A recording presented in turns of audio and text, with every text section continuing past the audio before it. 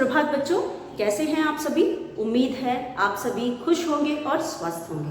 Videos भी देख रहे होंगे और वीडियोस को देखकर अपना काम भी पूरा कर रहे होंगे। तो एक बार फिर कक्षा 2 हिंदी में आप सभी का स्वागत है बच्चों।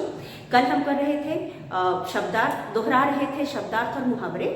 तो हमने पाठ 11, 12 और 13 का शब्दार्थ और मुहावरे लिख करके दोहरा लिया था।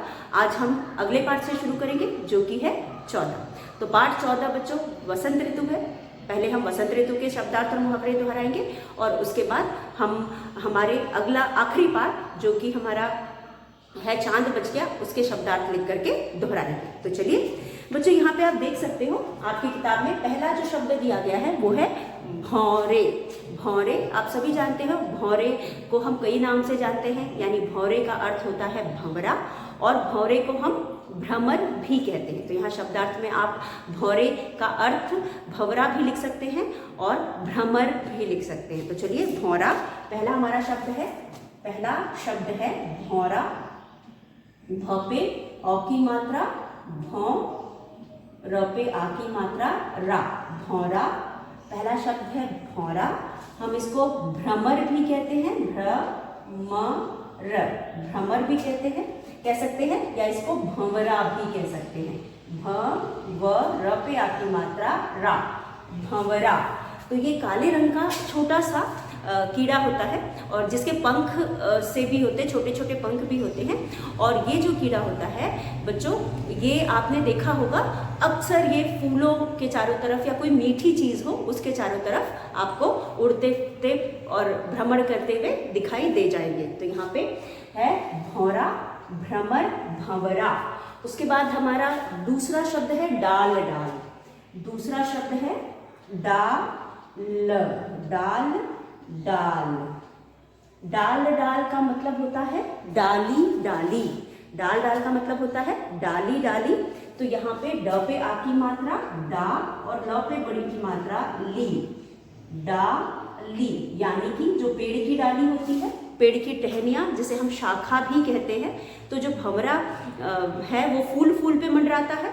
और जो कोयल है, क्योंकि कोयल पेड़ों पे ही रहती है, तो वो जब खुश होती है यानी मस्त होती है तो मधुर गीत सुनाती है और हर एक पत्ते पत्ते पे घूम घूम के और डाली डाली पे घूम घूम करके के गीत सुनाती है। तो यहाँ डाल डाल, डाली डाली, क्योंकि कोयल हर एक डाली डाली पे जाती है इसलिए यहाँ पे डाली डाली लिखा हुआ है।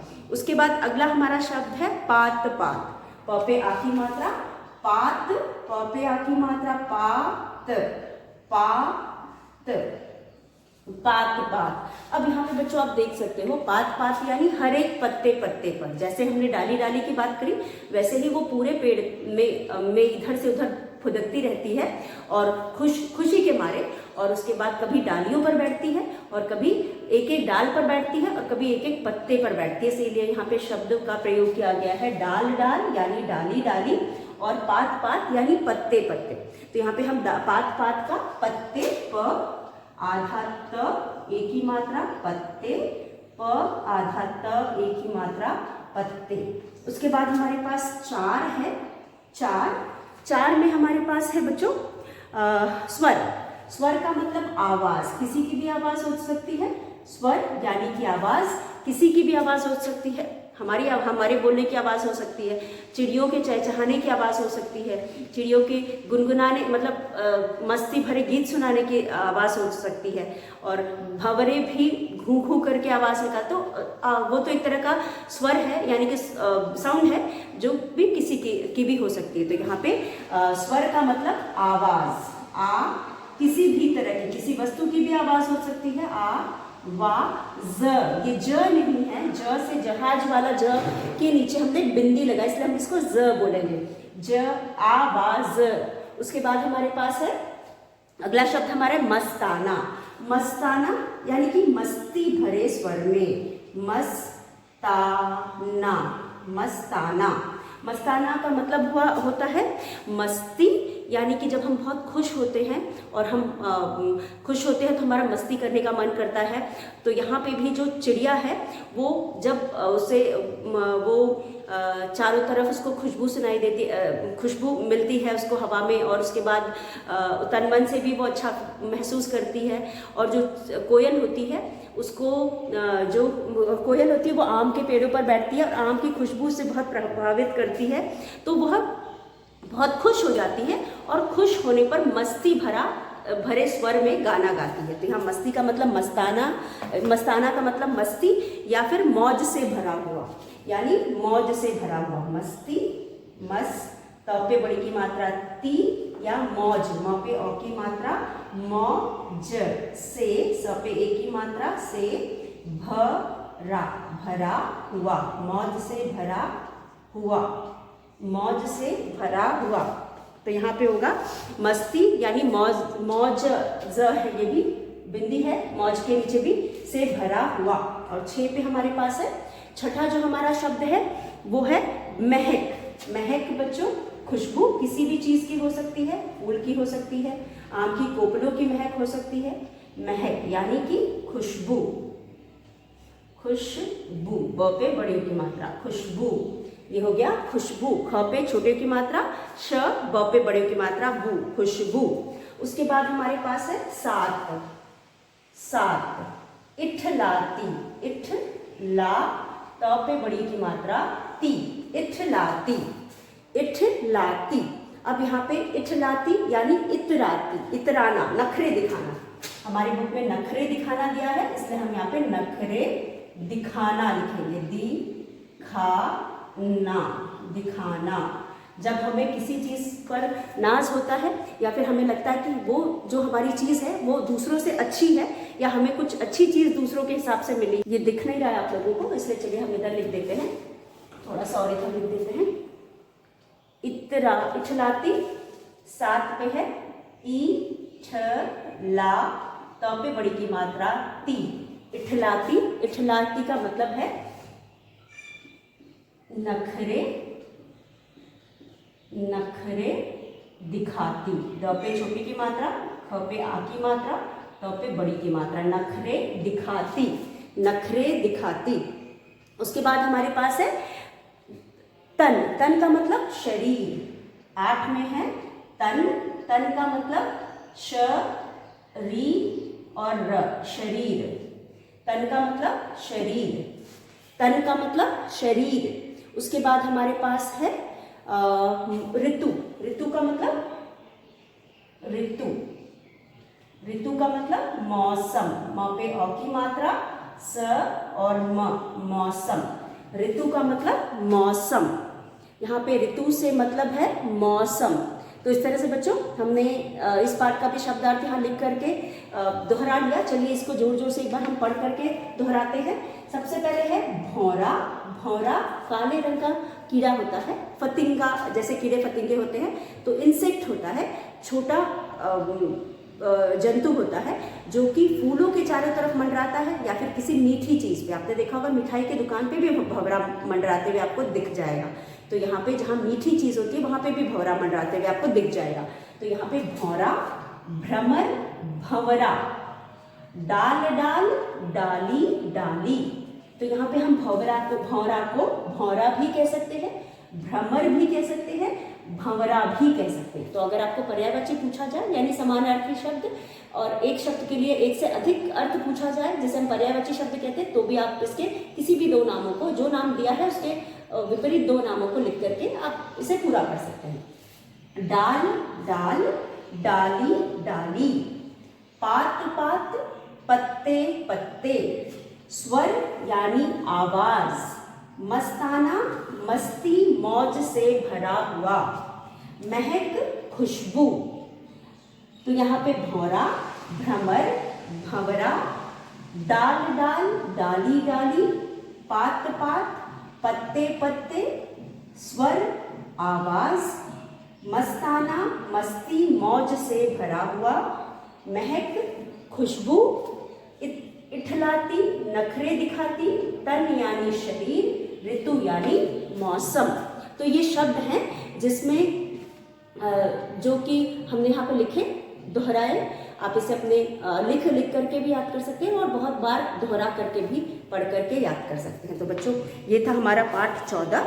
अब हम अभ्यास करेंगे पाठ 15 का। तो ये हमारा आखिरी पाठ है जिसका हम अभ्यास करेंगे। तो आखिरी पाठ में बच्चों हमारे पास है पहला शब्द दुम। द पे छोटे उ की मात्रा दुम, यानी कि पूंछ। तो चलिए हम इसे मिटाते हैं। ये सब भी आपको लिखने की जरूरत नहीं, आपकी किताब में दिए हुए हैं। आप किताब से भी पढ़ सकते हो, पहले भी हमने क्लास बुक कॉपी में किया हुआ है। ठीक है, तो हम यहाँ लिखेंगे शब्दार्थ लिखा हुआ है। पहला हमारा है दुम। दुम यानी द पे छोटे उ की मात्रा और म। दुम का मतलब होता है पूंछ। कुछ जानवरों में पूंछ होती है, वो उनके शरीर का एक अंग होता है। तो यहाँ पे हम लिखेंगे दुम का मतलब प पे बड़े उ की मात्रा, पू और छ, पूंछ। दुम का मतलब पूंछ। उसके बाद हमारे पास है उपाय। दूसरा है उपाय, उपाय, ये है उपाय। अब उपाय के लिए आप लिखोगे तरीका, तरीका या तरकीब, तरकीब, तरकीब, तरीका या तरकीब। ठीक है, किसी भी काम को करने का तरीका या तरकीब। उसके बाद है प्रयत्न। प्रयत्न, प्रयत्न यानी कि कोशिश। 3 में आप लिखेंगे आधा त न, प्रयत्न यानी कि कोशिश, कोशिश, कोशिश। 4 में हम लिखेंगे कोशिश। उसके बाद है हाथ मारना। हाथ मारना, म पे आ की मात्रा, र न पे आ की मात्रा, ना। हाथ मारना यानी कि कोशिश करना या प्रयत्न करना। तो हम यहाँ पे लिख सकते हैं कोशिश करना, कोशिश करना, करना, कोशिश करना। उसके बाद हमारे पास 5 है। 5 में हम लिखेंगे धीरज। ध पे बड़ी ई की मात्रा, र और ज, धीरज। धीरज यानी कि सब्र, स ब में र उड़ा के सब्र, धीरज यानी कि सब्र। तो बच्चों, ये कुछ शब्द हैं जो कि हमने पाठ 15 से लिखे। तो दुम का मतलब होता है पूंछ। दुम का मतलब होता है पूंछ। उपाय यानी तरीका, तरकीब, किसी भी काम को करने का तरीका या तरकीब, उपाय। प्रयत्न यानी कि प्रयास करना या कोशिश करना। तो यहाँ पे कोई भी काम करने का हम कोशिश करते हैं या प्रयास करते हैं। हाथ मारना, उस काम को पूरा करने के लिए जो अलग अलग प्रयत्न हमारा होता है, यानी कि एक बार में तो हर काम हो नहीं जाता, हमें पता नहीं एग्जैक्टली कैसे हमें करना है, तो वहाँ पे हम बहुत सारे तरीके अपना करके प्रयत्न करते हैं। तो उसे हाथ मारना मतलब कई तरह से हम प्रयास करते हैं, कैसे भी वो काम हम करने की कोशिश करते हैं, तो इसे हाथ मारना। काम को पूरा करने के लिए कोशिश करना, तो इसे हम कहते हैं कोशिश करना। उसके बाद है धीरज। धीरज का मतलब होता है सब्र। धीरज का मतलब होता है सब्र। तो इस तरह से बच्चों ये कुछ शब्द है जो हमने पाठ 15 से लिए थे, और उम्मीद है आपको सभी शब्द समझ में आ गए होंगे। और हमने कई बार इसे दोहरा लिया है, आप भी इसे लिख करके याद करेंगे। कभी कभी हमें कोई चीज़ पढ़ करके याद तो हो जाती है, लेकिन हम बहुत जल्दी भूल जाते हैं, और जब हम लिख करके याद करते हैं और उसे कई बार लिख करके याद करते हैं तो हम उसे कभी भी भूलते नहीं हैं। तो आप इन्हें भी लिख करके याद करेंगे। तो चलिए एक बार इनको हम और देख लेते हैं। दुम यानी पूंछ। इस पाठ में किसकी दुम थी? बंदर की दुम थी। तो बंदर की दुम होती है, लंगूर की दुम होती है, और बहुत सारे गाय भैंस की यानी बैल की, ठीक है, और उसके बाद इसी तरह बहुत सारे बकरी की, बहुत सारे जानवरों की पूंछ होती है। उपाय यानी कि तरीका, तरकीब, किसी भी काम को करने के लिए हमें कोई काम करने को दिया जाता है तो हम उसके लिए एक तरीका अपनाते हैं, उसे हम तरीका, उपाय या तरकीब कहते हैं। प्रयत्न, प्रयत्न का मतलब किसी भी काम को पूरा करने के लिए जो हमारी कोशिश होती है उसे हम प्रयत्न कहते हैं, तो इसे हम कोशिश कहते हैं। तो उसके बाद कुछ काम ऐसे होते हैं जो हमें पता नहीं होता, एक तरीके से नहीं होता, तो हम दूसरा तरीका अपनाते हैं, तो वहाँ पे हम कहते हैं हाथ मारना, यानी कि कोशिश करना। फिर है धीरज। धीरज का मतलब सब्र भी होता है और धैर्य भी हो सकता है, जैसे इंग्लिश में हम पेशेंस कह सकते हैं। तो धीरज यानी कि सब्र। तो इस तरह से बच्चों हमने अभी तक इस एनुअल एग्जाम में हमारे जितने भी पाठ आ रहे हैं उसके शब्दार्थ भी दोहरा लिए, और एक बार नहीं 2-2 बार दोहरा लिए। तो आप भी इसे लिख करके पढ़ करके याद करेंगे। अगले वीडियो में हम दूसरा अभ्यास करेंगे जो हमारे किताब के पीछे दिया गया है। तो चलिए आज के लिए बस इतना। अगले वीडियो में एक बार फिर मिलेंगे, तब तक के लिए धन्यवाद। आप सभी का दिन मंगलमय हो।